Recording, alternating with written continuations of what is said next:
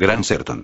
Veredas Riobaldo, ahora viejo y retirado de las peripecias violentas, empieza por exponer sus obsesiones.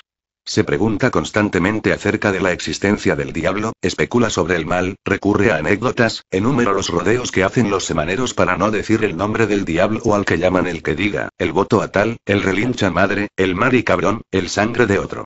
Luego, narra algunas historias ejemplares, como la de Aleixo y la ceguera de sus hijos, la de Pedro Pindó y la maldad innata de su vástago.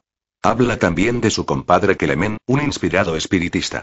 Después, vuelve a insistir en su preocupación de toda la vida, la lucha entre el bien y el mal. De ahí que ponga en relieve que por eso es por lo que se necesita principalmente la religión. Para desenloquecerse, desenlocar. El rezo es el que sana la locura. Por lo general. Él sí que es la salvación del alma. Riobaldo, al ahondar en el alma misma del sertón, investiga el extraño aire mesiánico y profético que sopla en la extensa comarca. Los yagunzos invocan a todas las presencias reconocibles en este mundo al diablo más que a Dios, transformadas en obsesiones que rodean a los sufridos habitantes del sertón. Habla, por ejemplo, del jefe Joao Cazuzo a quien, cuando estaba en combate, se le apareció Nuestra Señora.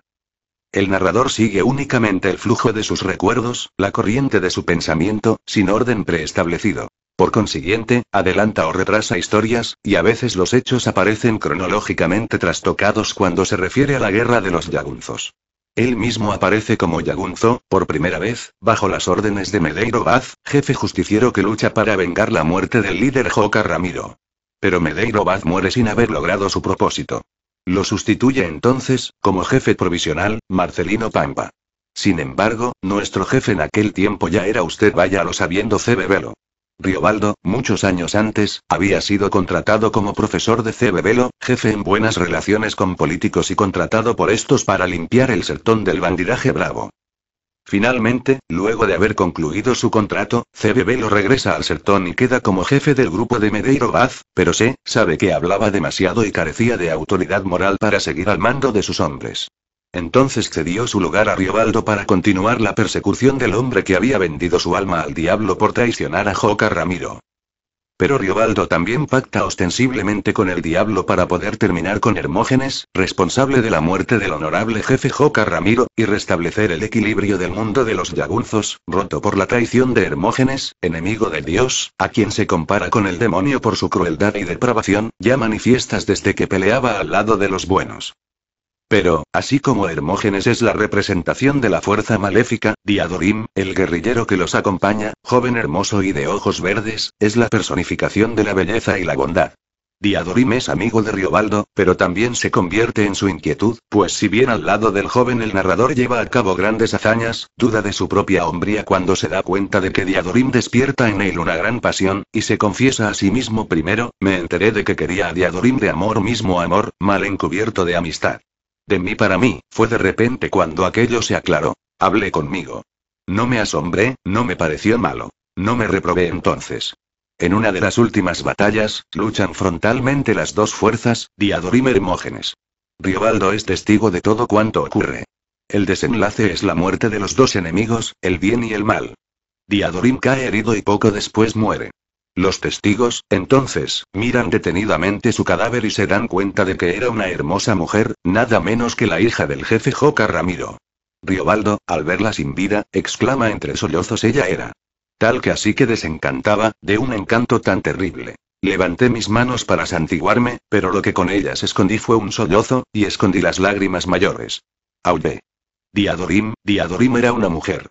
Diadorim era una mujer como el sol no incendía el agua del río Urcuía, como yo sollocé mi desesperación. La historia de la vida de Riobaldo el Yagunzo, podría clasificarse como una canción de gesta brasileña, porque es la acción homogénea de un grupo heterogéneo guiado por un gran líder. Cuando Cebevelo traiciona al grupo, se le enjuicia y sentencia con equidad. Y, en la lucha, los protagonistas son purificados a través de una serie de difíciles pruebas. En esta novela se conjugan conceptos sobre la existencia de Dios y el diablo, el papel del destino en la vida del hombre, la naturaleza del valor y la esencia de las relaciones entre el hombre y la mujer. La eficacia del modelo literario de Gran Sertón, Veredas, es una de las más notables de la narrativa latinoamericana, a tal punto que ha sido aclamada como la mejor novela brasileña escrita luego de la Segunda Guerra Mundial. El lenguaje resulta ser, además, una de las innovaciones fundamentales de la obra. Guimarães Rosa recurre a la alteración organizada de las estructuras gramaticales, destaca la musicalidad del habla sertanera, utiliza arcaísmos y aglutina palabras, cuyo producto deviene en una prosa original, densa, vigorosa, plástica.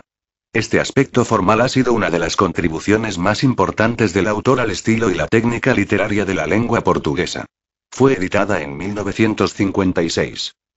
Narrador y diplomático. 1908-1967. Riobaldo, ahora viejo y retirado de las peripecias violentas, empieza por exponer sus obsesiones.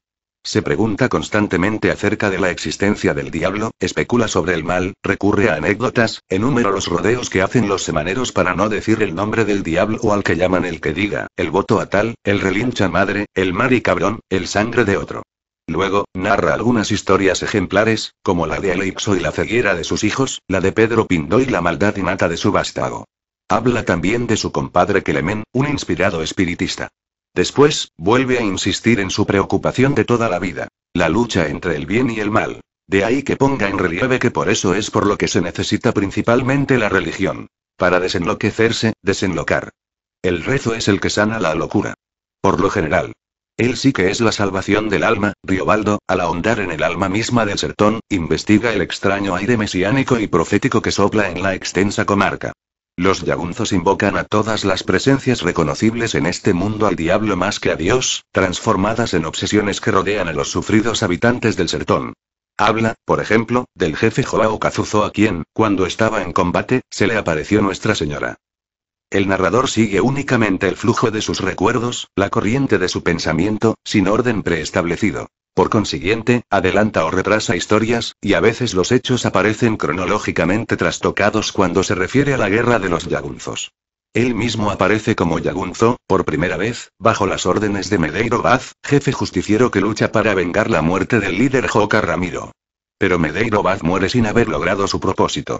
Lo sustituye entonces, como jefe provisional, Marcelino Pampa. Sin embargo, nuestro jefe en aquel tiempo ya era usted váyalo sabiendo Cebebelo. Riobaldo, muchos años antes, había sido contratado como profesor de Cebebelo, jefe en buenas relaciones con políticos y contratado por estos para limpiar el sertón del bandidaje bravo. Finalmente, luego de haber concluido su contrato, Cebebelo regresa al sertón y queda como jefe del grupo de Medeiro Vaz, pero sabe que hablaba demasiado y carecía de autoridad moral para seguir al mando de sus hombres. Entonces cedió su lugar a Riobaldo para continuar la persecución del hombre que había vendido su alma al diablo por traicionar a Joca Ramiro. Pero Riobaldo también pacta ostensiblemente con el diablo para poder terminar con Hermógenes, responsable de la muerte del honorable jefe Joca Ramiro, y restablecer el equilibrio del mundo de los yagunzos, roto por la traición de Hermógenes, enemigo de Dios, a quien se compara con el demonio por su crueldad y depravación, ya manifiestas desde que peleaba al lado de los buenos. Pero, así como Hermógenes es la representación de la fuerza maléfica, Diadorim, el guerrillero que los acompaña, joven hermoso y de ojos verdes, es la personificación de la belleza y la bondad. Diadorim es amigo de Riobaldo, pero también se convierte en su inquietud, pues si bien al lado del joven el narrador lleva a cabo grandes hazañas, duda de su propia hombría cuando se da cuenta de que Diadorim despierta en él una gran pasión, y se confiesa a sí mismo primero, me enteré de que quería a Diadorim de amor mismo amor, mal encubierto de amistad. De mí para mí, fue de repente cuando aquello se aclaró. Hablé conmigo. No me asombré, no me pareció malo. No me reprobé entonces. En una de las últimas batallas, luchan frontalmente las dos fuerzas, Diadorim y Hermógenes. Riobaldo es testigo de todo cuanto ocurre. El desenlace es la muerte de los dos enemigos, el bien y el mal. Diadorim cae herido y poco después muere. Los testigos, entonces, miran detenidamente su cadáver y se dan cuenta de que era una hermosa mujer, nada menos que la hija del jefe Joca Ramiro. Riobaldo, al verla sin vida, exclama entre sollozos ella era. Tal que así que desencantaba, de un encanto tan terrible. Levanté mis manos para santiguarme, pero lo que con ellas escondí fue un sollozo, y escondí las lágrimas mayores. Aullé. Diadorim era una mujer. Diadorim era una mujer como el sol no incendía el agua del río Urcuía, como yo sollocé mi desesperación. La historia de la vida de Riobaldo el Yagunzo, podría clasificarse como una canción de gesta brasileña, porque es la acción homogénea de un grupo heterogéneo guiado por un gran líder. Cuando Cebebelo traiciona al grupo, se le enjuicia y sentencia con equidad. Y, en la lucha, los protagonistas son purificados a través de una serie de difíciles pruebas. En esta novela se conjugan conceptos sobre la existencia de Dios y el diablo, el papel del destino en la vida del hombre, la naturaleza del valor y la esencia de las relaciones entre el hombre y la mujer. La eficacia del modelo literario de Gran Sertón Veredas es una de las más notables de la narrativa latinoamericana, a tal punto que ha sido aclamada como la mejor novela brasileña escrita luego de la Segunda Guerra Mundial. El lenguaje resulta ser, además, una de las innovaciones fundamentales de la obra. Guimarães Rosa recurre a la alteración organizada de las estructuras gramaticales, destaca la musicalidad del habla sertanera, utiliza arcaísmos y aglutina palabras, cuyo producto deviene en una prosa original, densa, vigorosa, plástica. Este aspecto formal ha sido una de las contribuciones más importantes del autor al estilo y la técnica literaria de la lengua portuguesa. Fue editada en 1956.